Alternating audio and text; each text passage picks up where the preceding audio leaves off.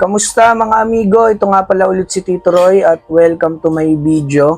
At pasensya na at ngayon lang nakapag-upload si Tito Roy dahil galing tayo sa gym ngayon eh.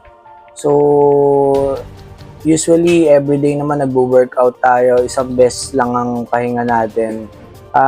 Ang gym, alam niya naman, kaya sinasuggest ko sa lahat sa mga amigo ko na mag-workout kayo, mag-gym kayo dahil para maging maganda yung mindset ninyo at yun, meron tayong pag-uusapang matinding mindset ngayon dito sa video ni Tito Roy na to. Ayan, kita nyo naman, no? Putok na putok yung mga muscles si Tito Roy. Kita nyo naman yan. Galing tayo ng gym ngayon lang. Kaya sa mga amigo ko, wag nyo kakalimutan mag-workout, okay? Para laging maganda yung mindset natin. And then,